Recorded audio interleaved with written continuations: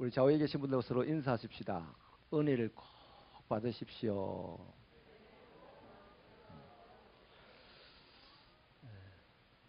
네. 한 번 더 인사합시다. 이 시간에도 은혜를 꼭 받으세요. 인사하십시다.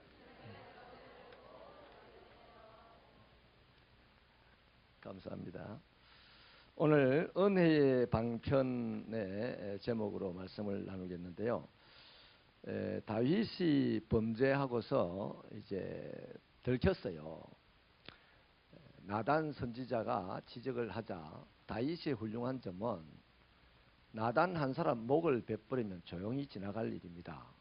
그 당시 왕은 마음대로 할 수 있는 사람이니까. 그런데 다윗은 특별히 사람들하고 다른 점이 뭐냐면 만 사람이 자기를 인정하는 것보다도 하나님이 자기를 인정하지 않으면 자기는 못 산다.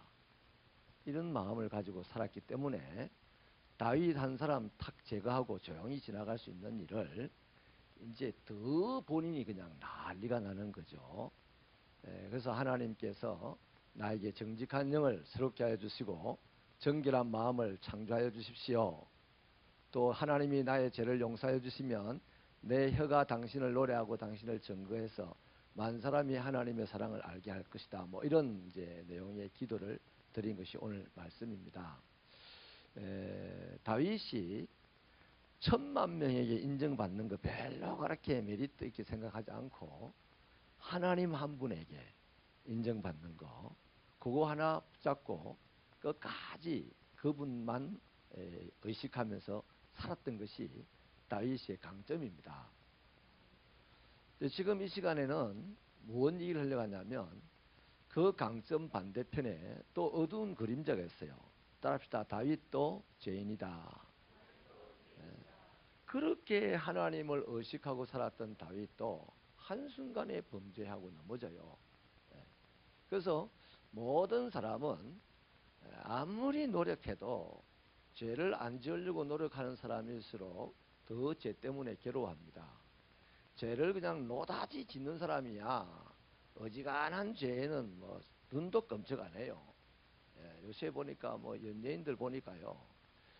뭐 저거들끼리 자랑하고 그냥 킥킥거리고 한 사람 죽어가는지도 모르고 그런 거죠. 그런데 죄에 대해서 고민을 하는 사람 이런 사람은요 손톱만큼한 죄 때문에도 하나님에게 벼락을 맞을까 봐서 전전긍긍하고 두려워하게 되는 거예요. 그래서 하나님이 죄 지은 것을 탓하지 아니하고 뭘 탓하냐면 지은 죄를 회개치 아니하고 그 지은 죄로 말미암아 마음 상해하지 않는 것을 하나님은 탓하시는 거예요. 그래서 여러분 죄 때문에 마음 상해하고 괴로워하는 사람이 있으면 하나님처럼 너그러이 덮어주시기를 바랍니다. 격려해 주시길 바랍니다. 근데 또 죄를 뭐 수시로 지어요. 욕도 잘하고 남 비난도 잘하고 그냥 남을 슬프게 만드는 것도 잘하고 그러면서도 불구하고 전혀 의식 없이 살아가는 사람 내 이 한마디 때문에 저 사람이 울고 있다. 울고 있어요. 우리는 혹시 내 한마디 때문에 누군가 울고 있을까 봐서 늘 돌아볼 줄 알아야 됩니다. 조용한 시간을 가지고 하나님 나는 잘 모르겠는데 하나님 다 아시잖아요. 오늘 내가 한 말이 누군가에게 큰 돌팔매질이 되지는 않았습니까? 이렇게 물어보면 희한하게 하나님은 또 그때의 기억력을 주셔가지고 생각도 나게 하시고 할렐루야. 그게 이제 신령한 생활이죠. 네. 그렇게 안 하는 사람이 보이거든요. 맨날 못된 짓을 골라 하는데 욕도 잘하고 심들도 잘 내고 고함도 잘 치고 막 이렇게 못된 짓을 하는데 전혀 태연하게 신앙생활을 하거든요. 그 사람 곁에서 조금 멀어지시기 바랍니다. 혹시 벼락 맞을지 몰라요. 안 맞으면 좋겠는데 혹시 몰라. 그러니까 피해 있어야 됩니다. 그리고 그를 위해서 주여 벼락 내리지 마시고 성령의 불을 내려주세요. 이렇게 중보해 줘야 되는 거예요. 할렐루야. 이게 진짜 멋있는 신앙입니다. 아멘. 여러분 세상의 불은 세균도 태우고 사람도 태워버려. 그런데 하나님의 불은 더러운 곳은 태우고 사람은 절대로 안 태워. 여러분, 그 모세 시절의 그 광야에 말이죠, 가시덤불에 불이 붙는 일은 허다했습니다. 심심하면 여기저기서 훅 하고 붙고 훅 하고 붙고 했어요. 근데 훅 하고 붙은 것이 한 20초 30초 사이에 또 다 재가 돼버려. 그래 후룩 후룩 날아가면서 꺼져버려요. 근데 이 불은 희한하게 붙었는데 안 꺼져. 근데 안 꺼지는 것도 안 꺼진 거지만 그 가시덤불이 타지도 않아. 그게 무슨 불이다? 하나님의 불입니다. 아멘. 그래서 이번 부흥회 때 하나님의 불이 붙기를 바랍니다. 하나님의 불이 붙어서 우리에게 필요 없는 것들은 다 타고 우리에게 필요하고 유효적절한 것들은 그냥 건재하게 남아서 정금같이 빛나게 되는 역사가 있기를 바랍니다. 자, 그래서 다윗같이 이렇게 하나님을 의식하고 훌륭한 사람도 죄를 지으니, 지난 시간에 우리가 배웠던 게 뭡니까? 죄를 피하여 갈 수 있는 방법이 있다 없다? 사람에게는 하나도 없어요. 절대로 없어요. 죄를 안 지으려고 해도 안 지을 수가 없고, 또 지은 죄 때문에 지가 아무리 괴로워해도 답은 죄로 말미암아 사망, 그로 말미암아 지옥입니다. 피할 방법이 없어요. 그런데 이제 그 피할 방법으로 하나님이 주신 은혜의 방편들이 있다고 말씀을 드렸지 않습니까? 그래서 오늘은 그 은혜의 방편들을 좀 더 구체적으로 보려고 합니다. 그래서 우리 86문을 먼저 읽어보십시다. 시작. 예수 그리스도를 믿는 믿음은 무엇입니까? 답. 시작. 예수 그리스도를 믿는 믿음은 구원하는 은혜인데 이것으로 말미암아 우리는 그가 복음에서 우리에게 제공된 대로 구원을 위해서 오직 그만을 받아들이고 의지합니다. 그러니까 이 믿음이라는 것을 하나님은 우리를 죄에서 구원하시기 위한 은혜의 방편으로 우리에게 믿음을 주셨습니다. 믿음, 내가 믿는다고. 그래서 오조세 예수 믿는 사람들 중에서요, 스스로 지어내가 자기 생각으로 지어내서 믿는 사람 많아요. 남에게 또 주워 들어서 남 따라 장에 가듯이 믿는 사람 많아요. 다 쓸데없는 믿음입니다. 진짜 믿음은 뭐냐면 천국 가는 믿음, 죄에서 구원받는 믿음, 하나님이 주신 은혜의 방편인 믿음은 하나님이 은혜로 주신 겁니다. 은혜로. 하나님이 주신 믿음입니다. 그래서 저와 여러분은 하나님이 주신 믿음을 소유하고 있어야 돼요. 하나님이 주신 믿음을 소유한다는 것, 조금 더 구체적으로 말씀을 드리자면, 여러분, 우리는 지금 새 사람이라고 하잖아요. 옛 사람을 벗어버리고 새 사람이라고 하잖아요. 또 다른 요한복음에서는 거듭난 사람이라고 합니다. 그 옛 사람은 그냥 살다가 하나님 없이 살다가 지옥 갈 사람들이에요. 그런데 이 옛 사람에게 누가 오셨어요? 예수 그리스도가 이 옛 사람의 껍데기를 확 뚫고 들어왔어요. 내가 이거 열어준 게 아니고 예수님이 그냥 확 뚫고 들어왔다 이 말이죠. 예. 그게 뭡니까? 은혜입니다. 은혜. 왜 하필 나를 뚫고 들어왔을까? 저 매일 슈퍼 아저씨를 뚫고 들어가지. 왜 하필 나를 하나님이 뚫고 들어오셨나요? 그래서 이게 은혜죠. 그래서 예수님이 나를 팍 뚫고 들어와 가지고 이 은혜로 우리는 그분을 믿어요. 자, 믿어서 우리는 거듭난 사람이 됐네요. 그걸 갖다 새 사람이라고 합니다. 새 사람. 이 새 사람 안에는요, 나라는 사람이 있고 또 다른 나라는 사람이 있어요. 그 나라는 사람은 이제 거듭난 나, 예수가 뚫고 들어온 나, 그 다음에 또 다른 나는 예수입니다. 예수. 그래서 내라는 이 거듭난 새 사람에게는 나도 있고 예수도 있어요. 내 안에. 그 나와 예수가 인격적으로 이제 갈등을 하기 시작합니다. 그러면 나는 점점 예수가 내 닮을 일이 있어요, 없어요? 없어요. 예수님이 나를 따라올 일이 있어요, 없어요? 절대로 없어요. 안 따라옵니다. 내하고 갈등도 안 합니다. 타협도 안 합니다, 예수님은. 그러면 인격적으로 갈등을 하게 될 때는 항상 우리는 인격이 좋은 쪽으로 따라가게 돼 있어요. 그런데 생각이 이제 갈등을 할 때가 있어요. 내 생각이. 여러분, 하나님의 말씀을 듣고 생각 많이 하지 마세요. 하나님의 말씀에는 아멘하고 가야 돼. 여기 성경에 기록되어 있는 하나님의 말씀을 가지고 생각하지 말라니까요. 그 생각하라고 성경은 써놓은 게 아니고 뭐 하라고 써놨어요? 믿고 따라가라고 쓰는 거란 말이에요. 그런데 평생을 생각만 하고 막 주접을 떨고 있는 사람들도 있어요. 그리스도인 중에. 스스로 믿는 사람들, 자기 힘으로 믿는 사람들. 생각을 많이 해야 뭐가 지식도 생기고 뭐 이렇게 자기 나름의 돌파구도 생기거든. 그런데 자기 지식으로 돌파구 만들어봐야 아무 소용이 없단 말이죠. 그것 가지고 하나님께 못 가는 거예요. 그냥 성경 말씀은 믿고 따라가라고 준 거예요. 아멘. 그 성경 말씀을 생각하면 누가 된다? 로댕이 생각하는 사람이 됩니다. 벌거벗고 앉아가지고 곰팡이가 쓰도록 앉아있는 사람이 된다 이 말이에요. 하나님의 말씀은 생각하지 말고 아멘하고 따라가야 됩니다. 하나님께서 다음 주 수요일까지, 주일부터 수요일까지 부흥회라는 것을 통해서 우리에게 특별한 말씀의 은혜를 주실 줄로 믿습니다. 그럼 그 부흥회에 참여해야 됩니까? 안 참여해야 됩니까? 열리를 제쳐놓고 참여해야 되는 거예요. 오늘 그 외에 그런 사람이 있고 그렇지 못하는 사람이 있어요. 자, 다 지금 우리 이곳에 모인 사람들은 예수가 우리 옛사람을 뚫고 들어온 사람이에요. 그런데 지금 이곳에 모인 사람들 중에서 인격적으로 갈등을 하면서 따라가는 사람이 있나 하면 생각하면서 가는 사람이 있어요. 그 생각을 첫날 하니까 그렇겠다. 두 번째 생각을 하니까 그럴 수가 있겠나. 다 그래 되는가. 세 번째 생각하면 이제 김 목사님한테 쏘으면 안 된다. 우리 한 번 두 번 쏘은 적이 한 번 두 번 아니잖아. 이래 가는 거예요. 생각이 갈등을 하면 항상 안 좋은 쪽으로 가게 돼 있어요. 아멘. 그래서 하나님의 말씀을 가지고 내 생각으로 자꾸 갈등하면 안 돼요. 긴가민가 이렇게 하면 안 됩니다. 대놓고 믿어야 돼. 아멘. 자, 그래서요.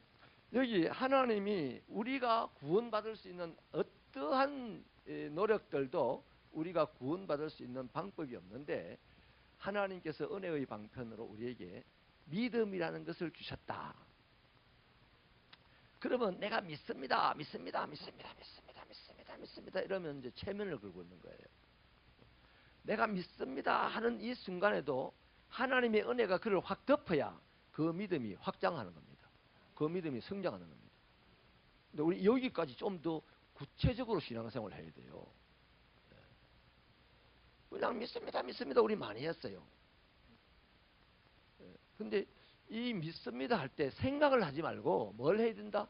은혜를 사모해야 되는 거예요. 은혜를. 하나님이 은혜로 우리에게 믿음을 주셨으니 내가 그 주신 믿음을 가지고 지금 또 한 사건을 향하여 달려갈 때 또한 뭘 기대해야 된다? 하나님의 은혜로 또 한 번의 믿음의 사건을 일으킬 것을 기대해야 되는 거예요. 은혜라는 것이 우리의 모든 활동 속에 쫙 깔려 있어야 되는 거예요. 내가 믿습니다 한마디 말할 때 하나님의 은혜가 임하면 믿음의 역사가 일어나요. 근데 내가 믿습니다 말할 때 하나님의 은혜가 안 일어나면 하나님의 역사도 안 일어나는 거야. 그러니까 은혜가 중요하다 안 중요하다? 중요하다. 2019년이 중요하다 안 중요하다? 왜 중요합니까? 은혜를 사모하는 우리의 심령들이 되기 때문에 중요한 거예요. 은혜 없이 저때까지는 믿음이면 다다 이랬는데요. 알고 보니까 다 믿는 것 같는데 아닌 거라. 어떤 믿음이 다다? 은혜를 사모하는 믿음이 다다 이래요. 할렐루야. 자, 87문을 읽겠습니다. 87문 시작. 생명에 이르는 회개란 무엇인가요? 답 시작. 생명에 이르는 회개는 구원하는 은혜로 죄인은 이것에 의하여 자기 죄에 대해 참으로 인식하고 그리스도 안에 있는 하나님의 자비를 깨닫게 되면서 자기 죄에 대해 단식하고 싫어하며 죄로부터 돌아서서 하나님께로 향합니다. 동시에 새로운 순종이라는 완전한 목적을 갖고 이를 향해 노력합니다. 영어로 된 것을 번역을 하다 보니 좀 어렵게 되어 있습니다. 되어 있는데요. 아무튼 이 회개가 생명에 이르게 한대. 회개가 구원을 받는 은혜의 방편이래요. 하나님 주신. 회개도 중요하다 안 중요하다? 중요한데 회개를 해도 또 뭐가 필요하다? 은혜가 필요한 거예요. 은혜 없이는 회개할 수가 없어요. 자, 다시 아까 말씀드리도록 하겠습니다. 예수가 우리 옛사람을 확 뚫고 들어왔습니다. 내 안에 지금 예수님이 자리를 잡고 있어요. 또 나라는 사람이 있잖아요. 이 나라는 사람은 이제 옛날의 나는 아닙니다. 지옥 갈 나는 아니야. 근데 내 안에 예수가 천국 갈 거 아니에요. 그분 따라 천국 갈 텐데, 이 나라는 자가 이제 끊임없이 뭘 봐야 되냐면 그 예수를 볼 때요. 여러분, 사람들이 확 거듭나고 생명 바쳐서 주의 일을 하는 사람 다 그러지는 않잖아요.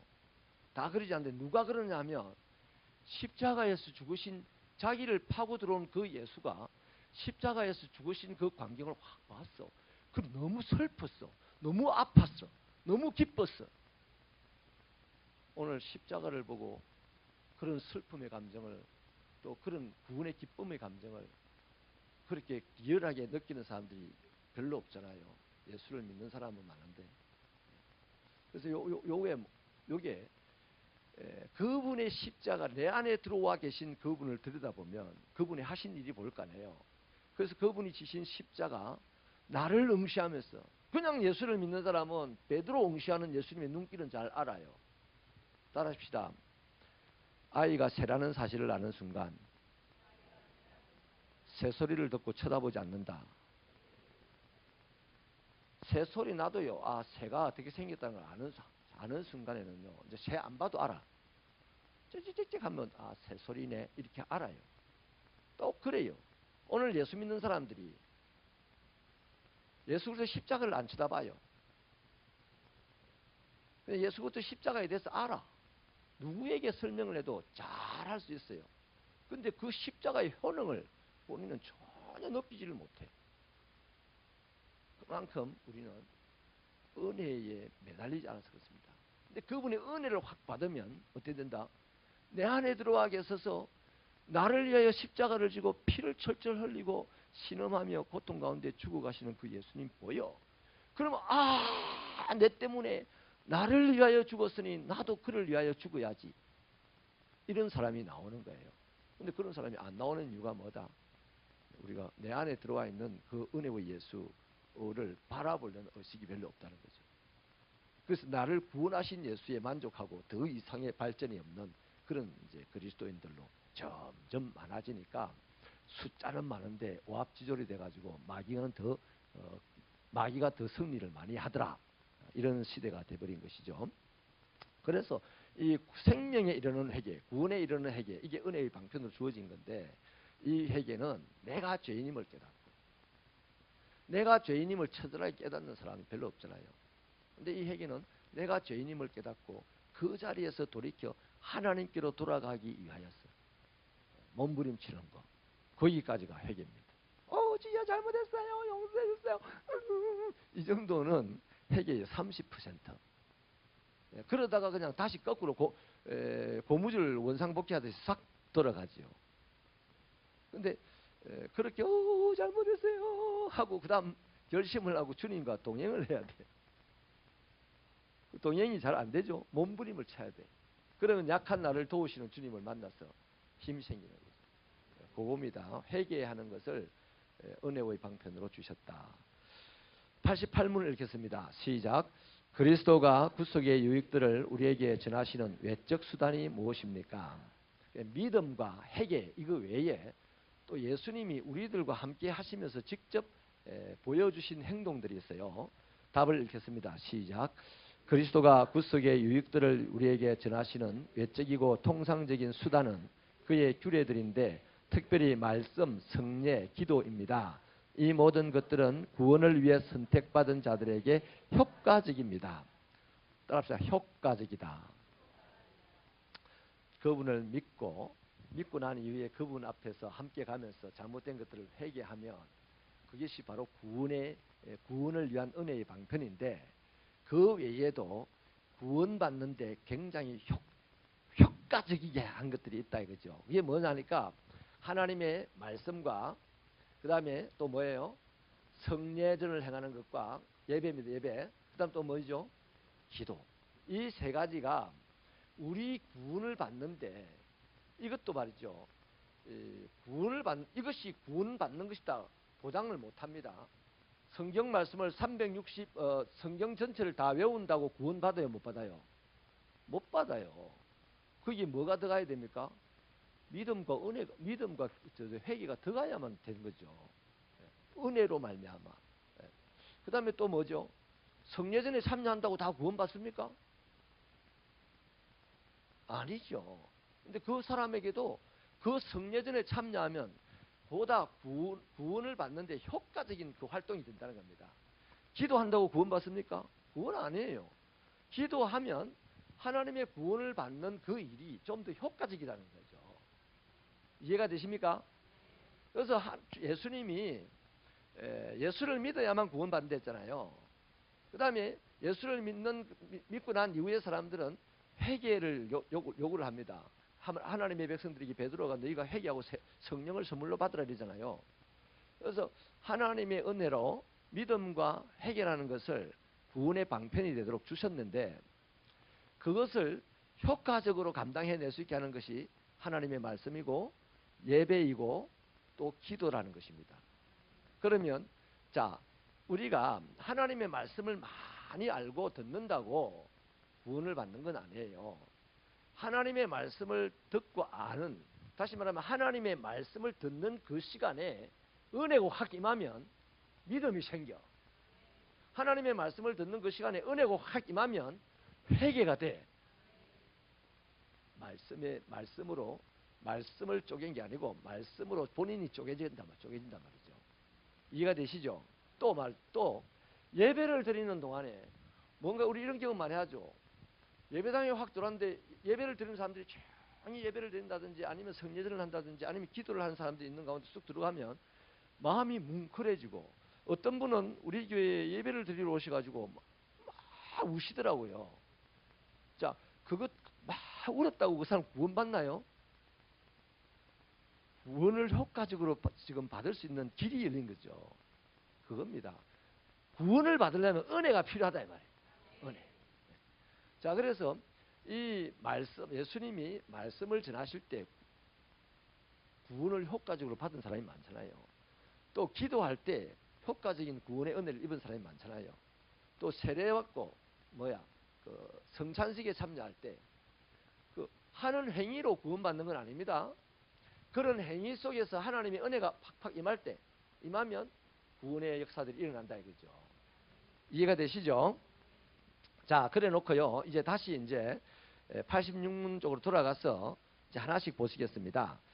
저와 여러분은 죄를 안 짓는 능력도 없고 하나님에게 구원을 받을 수 있는 능력도 없어요. 이렇게 연약합니다. 안 지으려고 결심하지만 짓고 구원을 그렇게 받고 싶어서 5만 가지 애를 쓴들 구원을 못 받는 그 한계에 갇혀 있는 자가 우리들인데, 이런 우리들을 위해서 주님이 은혜의 방편으로 처음 주신 게 뭐다? 믿음이다. 믿음. 그 믿음을 보겠는데요. 로마서 3장 22절을 한번 보십시다. 로마서 3장 22절 같이 읽을까요? 시작. 곧 예수 그리스도를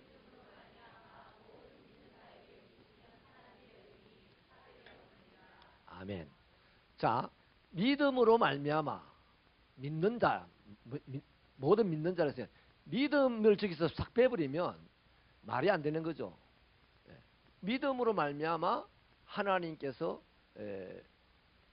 믿는 자에게 미치는 하나님의 의가 주어진다 이 말이에요. 그 믿음으로 말미암아 하나님의 의가 탁탁 가서 붙는다는 거죠. 자, 그 다음에 디도스 1장 1절 읽어볼까요? 시작. 하나님의 종이요 예수 그리스도의 사도인 나 바울이 사도된 것은 하나님이 택하신 자들의 믿음과 경건함에 속한 진리의 지식과, 여기 보니까 하나님이 택하신 자들의 믿음, 그 믿음 그거로 인하여서 하나님의 종이 되고 예수 그리스도의 사도가 된다 이거죠. 그 다음에 사도행전 13장 48절 읽어보십시다. 시작. 이방인들이 듣고 기뻐하며 하나님의 말씀을 찬송하며 영생을 주시기로 작정된 자는 다 믿더라. 보십시오. 하나님이 먼저 작정을 했어요. 그게 은혜입니까? 기분 나쁜 일입니까? 은혜죠. 내가 작정한 게 아니에요. 내가 오늘 하나님의 구원을 받으려 한 게 아니고 하나님이 나를 이미 작정하시고 내게 구원받으라고 믿음을 주신 거예요. 그래서 믿음은 구원의 방편이었다. 그 하나님의 은혜더라 하는 거죠. 그래서 결정적으로 뭡니까? 인간의 노력으로는 하나님을 아는 것이 불가능합니다. 제가 항상 강조합니다. 하나님을 안다고 자부하는 사람은 제일 무식한 사람이에요. 하나님을 알 수 있는 것은 하나님이 계시해 준 이 부분, 하나님이 계시하지 않은 것을 인간이 알 수 있는 방법이 없다 이 말이에요. 하나님이 보여준 것만 알 수 있어요. 그 보여준 것도 내가 깨달을 수 있는 능력만큼만 알 수 있어요. 그러니까 하나님에 대해서 한 점 정도 알고 있다고 볼까요?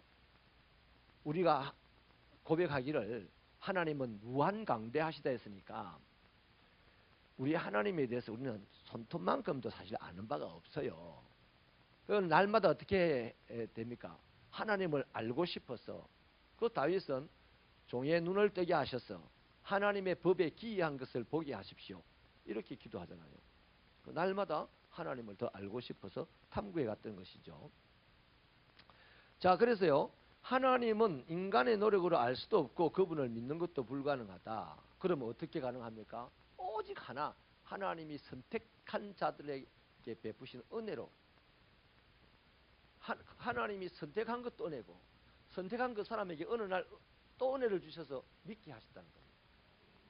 그거로 말미암아 우리는 하나님을 알 수 있고 하나님을 믿을 수 있는 겁니다.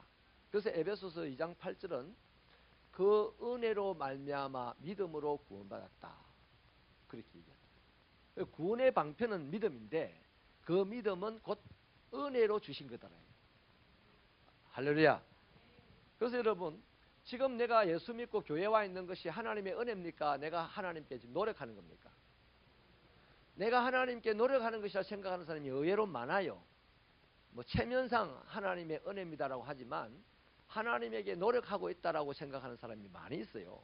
그 사람이 누구냐 하면 예수님이 십자가를 지고 나의 옛사람을 확 뚫고 들어와 있는데 내 안에 있는 예수와 나 사이에 인격적인 갈등을 잘 안 해요. 생각의 갈등을 잘 합니다. 그런 사람은 주로 내가 지금 노력을 하고 있다고 생각해요. 근데 인격적으로 갈등을 하는 사람은 힘이 들어도 예수 옆에 온 것이 좋아.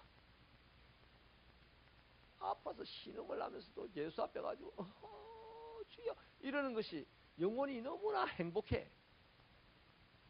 왜? 인격이 예수를 닮아가니까.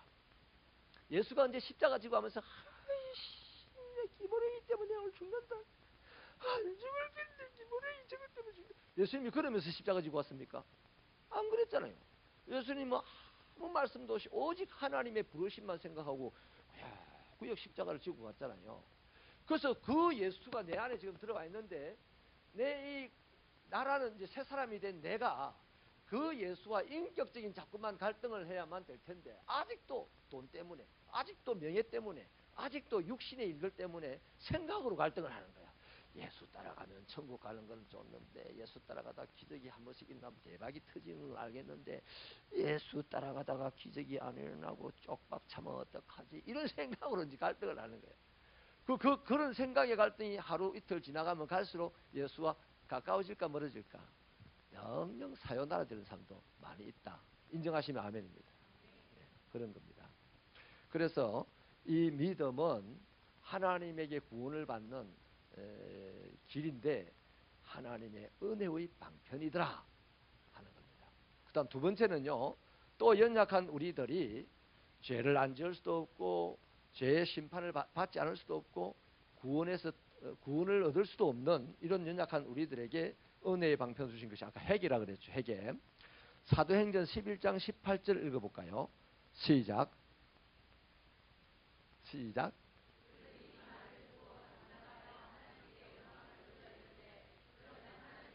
이방인에게도 생명 얻는 회개를 주셨다 하니라. 은혜야 잘했어. 가끔씩 우리를 정신 차릴 수 있도록 딱 한번 긴장할 수 있도록 했어요. 잘했어요. 그래 해도 돼. 자, 이방인에게도 뭘 생명 얻는 회개를 주셨다. 이렇게 지금 고백을 하고 있습니다. 자, 에스겔 18장 21절요. 읽겠습니다. 시작. 그러나 악인이 만일 그가 행한 모든 죄에서 돌이켜 떠나 내 모든 윤례를 지키고 정의와 공의를 행하면 반드시 살고 죽지 아니할 것이며 요건 조금 이따 보기라고요. 고린도후서 7장 10절요. 시작. 하나님의 뜻대로 하는 근심은 후회할 것이 없는 구원에 이르게 하는 회개를 이루는 것이요 세상 근심은 사망을 이루는 것이라. 이 뭔 말이냐면 어떻게 하면 돈을 벌까? 어떻게 하면 내가 명예를 지킬까? 어떻게 하면 권세를 얻을까? 이런 근심을 하면 사망을 몰고 오는 근심이고, 내가 회개를 해야 되는데, 내가 잘못한 것이 많은데 이러다가 벼락을 맞진 않을까? 아이고 전둥이 치네, 주여 주여. 이러는 근심은 뭐 하는 근심이다? 에? 후회할 것이 없는 구원에 이르게 하는 회개다 이 말. 우리 잘 거꾸로 주로 우리 신앙생 우리는 지금 새 사람입니다. 거듭난 사람이에요. 새 사람이고 거듭난 사람이고 천국 갈 사람인데도 불구하고 우리는 자꾸만 사망을 이루는 저 세상 근심을 하고 있어요. 그래서 또 뭐가 필요하다? 내 옛 사람을 뚫고 들어온 예수와 내가 인격적인 갈등을 많이 해야 됩니다. 자, 그 다음에요. 에스겔서 36장 26절 읽겠습니다. 27절까지 시작. 또 새 영을 너희 속에 두고 새 마음을 너희에게 주되 너희 육신에서 굳은 마음을 제거하고 부드러운 마음을 줄 것이며 또 내 영을 너희 속에 두어 너희로 내 율례를 행하게 하리니 너희가 내 규례를 지켜 행할지니라. 저게 뭔 말이냐면 성령을 주신다는 겁니다. 성령을 주면요 딱 나타나는 특징이 저겁니다. 마음이 부드러워져. 성령 받았다고 방언하면서 울라발라 굴라발라 카코카코코키코키 하는 사람도 성질 낸다. 그 사람 방언이 거짓말 방언인지 한번 은사자를 불러갖고 검토해야 돼. 성령을 받으면 일단 마음이 부드러워져요. 굳은 마음을 성령님이 제거해버립니다. 아멘. 그 다음 성령을 받으면 죽을 것 같은 일임에도 불구하고 하나님의 일이라면 합니다. 이게 성령 받은 사람의 특징입니다. 성령을 받으시기를 축원합니다. 자, 그런데요, 저 성령을 받으면 굳은 마음이 제거되어져서 부드럽게 사람을 대하며 살고 하나님의 일이라면 무조건 할 수 있는 사람이 되는데 그 전에 어떤 필요가 있냐면 성령이 오게 되면요, 내가 옛날에 나 그리스도를 닮아가지 못하는 나, 생각으로 갈등하는 나, 세상 일로 근심하는 나를 견딜 수 없어 합니다. 못 견뎌요. 떼굴떼굴 굴러요. 옛날에 많이 굴렀지. 지금 안 굴러. 왜냐하면 자꾸만 껍데기가 또 생겨. 생각의 갈등을 많이 하다 보니까 자존심 상해서 껍데기 하나 만들고 누가 나를 보고 비난할까 싶어서 껍데기 하나 더 만들고 이러면서 거듭난 사람인데 이 희한한 껍데기가 엄청나게 두꺼워졌어. 그 껍데기를 타고 예수님이 내 안에 있는 예수님이 다시 솟아날 때 우리는 보라 새 것이 되었도다 이 사람이 되는 거예요. 오늘 내 예수 믿었다고 새 것이 되었다가 아니야. 이해가 됩니까? 우리 신앙생활을 지금 처절하게 해야 됩니다. 여태까지 20년 30년 해도 지금 신앙의 초보 단계에서 머물러서 계속 돌아가고 있었어요. 이게 대기권을 하나 뚫고 나가듯이 자꾸만 벽을 뚫고 나가야 되는데 이런 부분이 지금 우리들의 약점이에요. 그래서 저는 이 부분이 좀 아픕니다. 제 개인적으로도 그렇고 우리 교회도 그렇고 이 시대 기독교도 그렇고 내가 가장 나답게 살면 예수의 영광이 나타납니다. 근데 내가 나답게 안 살아요. 왠지 부끄러워서 나답게 안 살아. 내가 가난합니다. 가난한 사람이 내답게 사는 것은 뭐예요? 가난을 부끄러워하지 않는 것이 내답게 사는 거예요. 가난한 사람이 가난을 부끄럽게 하지 않으면 그 사람에게서 사람들이 누구를 보냐? 예수를 보는 거예요. 아, 저분이 예수를 믿으니까 가난한 것을 부끄러워하지 않는구나. 할렐루야. 이런 신앙으로 우리 살아가게 되기를 축원합니다. 자, 그래서 에스겔서 18장 21절로 한번 더 가보십시다. 자, 한번 더 읽겠습니다. 에스겔서 18장 21절 같이 읽습니다. 시작.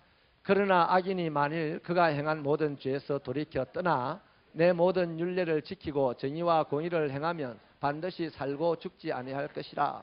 자, 거기 놔두고요. 자, 좀 전에 성령이 임하면 마음이 부드러워진다 했죠. 성령이 임하면 하나님의 말씀이라면 무조건 실행에 옮기는 사람이 된댔죠. 그런데 그렇게 하기 위해서 하나 필요한 게 있습니다.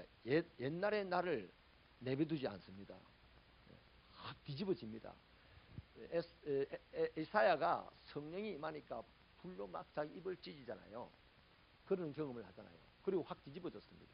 새 사람이 돼서 하나님의 말씀 무조건 실행을 하는 사람이 되었어요. 자, 저기 보니까요, 회개가 딱 나타났습니다. 회개가 세 단계가 있어요. 세 단계가. 모든 죄에서 돌이키는 단계 1단계입니다. 그건 30%입니다. 모든 죄에서 돌이켰는데 또 죄를 향하여 갑니다. 고무줄을 복은 데서 계속 그렇게 되고 있어요. 모든 죄에서 돌이키는 것이 회개의 1단계고, 그 다음 2단계가 뭐냐면 내 모든 율례를 지키는 겁니다. 다시 말하면 하나님의 말씀을 지키는 거예요. 그게 회개의 2단계입니다. 그 다음 회개의 3단계는 자연스럽게 나타납니다. 뭡니까? 정의와 공의를 행한 것. 정의는 사람과의 바른 관계, 공의는 쉽게 제가 설명했습니다. 공의는 하나님과의 바른 관계를 이루는 것이 바로 우리가 하는 정의고 공의라 했습니다. 그래서 이것까지, 자, 죄에서 돌이켜서 하나님의 말씀을 실행에 옮기면서 사람과 하나님 사이에서 바른 관계를 유지하며 살아가는 것이 바로 회개입니다. 회개, 죄송해요. 이거 뭐 회개 다 믿으면 안 됩니다. 그 사람 내일 또 갑니다. 돌아갑니다. 그래서 회개하고 즉각적으로 어디로 가야 됩니까? 말씀 배우러 가야 됩니다. 말씀 묵상하러 가야 됩니다. 말씀을 실행에 옮기는 데 가야 됩니다. 그런 걸 위해서 이제 예배가 있고 봉사가 있고 선교가 있고 막 이런 거예요. 하나님의 말씀을 이루는 장소잖아요. 그런 사이에서 사람들과의 사이에는 정의가 만들어지고 하나님과의 사이에서는 공의가 만들어집니다. 이것이 회개입니다. 바로 저게 바로 생명의 삶이에요. 할렐루야. 이런 삶을 살면 참 재미있을 것 같아요. 자, 한 번 더 정리합니다. 죄를 깨닫고 하나님의 자비를 의지하면서 돌아섭니다. 하나님께로. 그러면 이제 돌아선 거기서부터 하나님을 만났어요. 하나님은 돌아서는 자를 즉각 만나주십니다. 용서해 주시잖아요. 기다리고 있었으니까. 그러면 그분 앞에서 결심을 해줘. 이제는 내가 하나님의 말씀을 이루며 살아야지. 그러면서 김 목사같이 좀 하나님이 일 막 하자고 이렇게 다그치는 사람을 만난 게 잘 된 거라. 소리 내 웃으세요. 소리 안 내 웃음 비웃음입니다. 자, 그래서 하나님의 말씀을 결심을 하고 막 실행을 합니다. 그때부터 뭐가 생깁니까? 하나님과 내 사이가 평화가 됩니다. 왜? 공의로운 관계가 되니까. 또 사람들과 내 사이가 평화로워집니다. 왜? 정의로운 관계가 되니까. 근데 우리 하나님과 내 사이가 공의가 잘 안 느껴져. 사람과 내 사이가 맨날 부부간에도 정의보다는 불화가 막 느껴지고 재미없어질 때가 많고 이렇단 말이죠.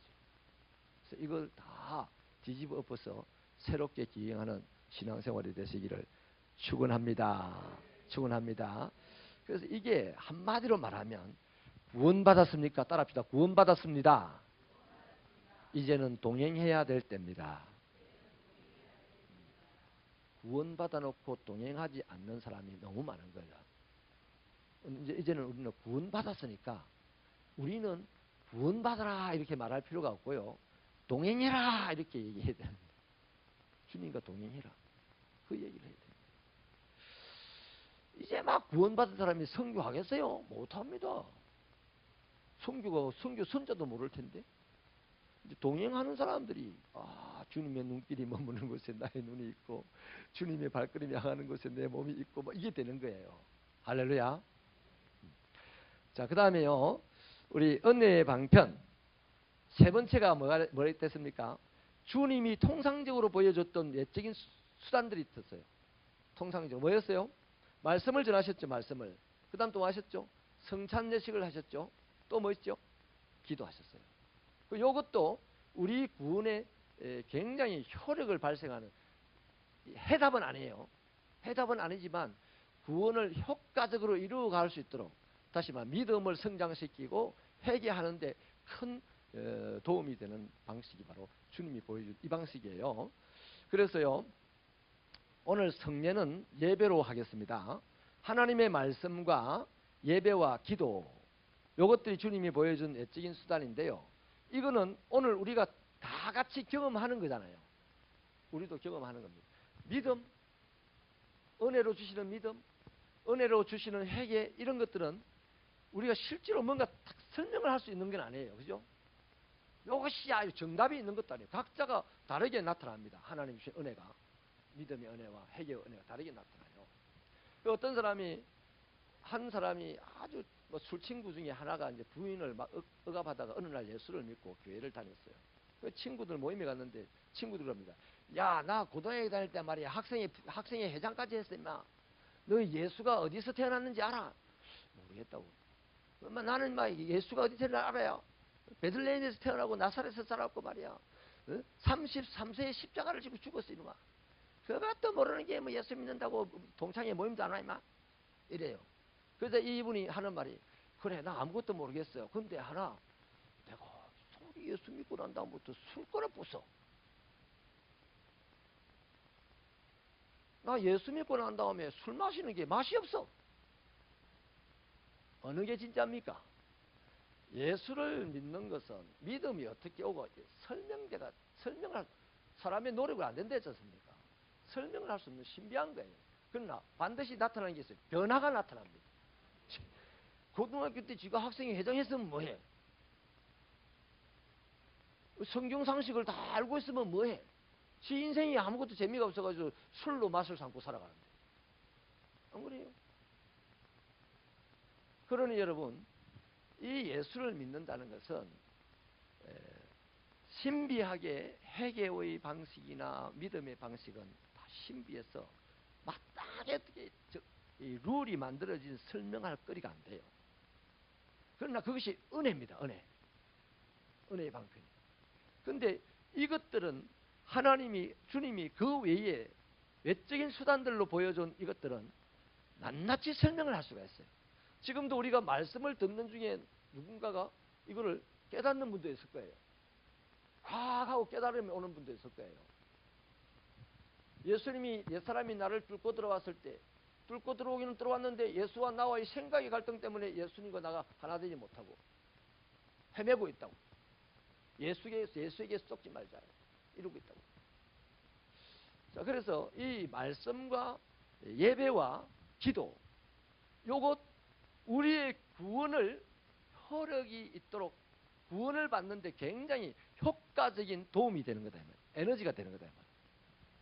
자, 그래서 말씀을 듣다가 구원받는 사람이 생기고, 말씀을 듣다가 믿음이 확장되는 사람이 생기고, 말씀 듣다가 회개하는 사람이 생기고, 말씀 듣다가 기도에 결심을 하고, 예배 끝나고 기도 열심히 하고 가시는 분도 생기고 이러는 거예요.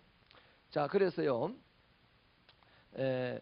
이런 것들은 주님이 실제로 보여줬고 우리도 실제로 경험한 일들이기 때문에 우리가 이런 것들을 좀 더 적극적으로 실천함을 통해서 어떤 효과가 생기냐? 따라합시다. 더 풍성한 은혜를 받는다. 예수님이 자기와 함께 다니면 생명의 꼴을 놓고 더 풍성하게 얻는다 했잖아요. 예수님과 함께 다니려면 기도 더 열심히 해야 함께 다녀요. 그렇잖아요. 나 피곤해 죽겠는데 예수님 산에 갈 때 또 가야 돼. 예수님과 함께 다니는 사람은 성찬식도 더 자주 할 거야. 그죠? 예배도 더 자주 들을 거예요. 예수님과 함께 하는 사람은 기가 따갑도록 말씀을 들어야 될 거예요. 그죠?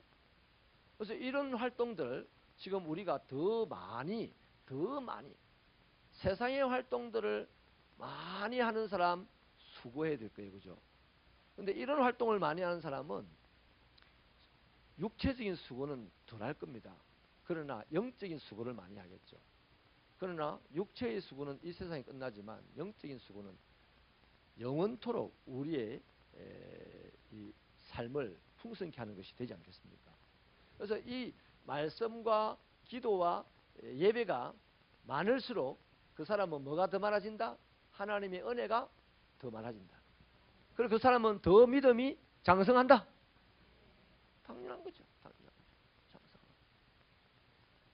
그래서 골로새서 읽어보십시다. 골로새서 2장 20절로 23절 같이 읽습니다. 시작.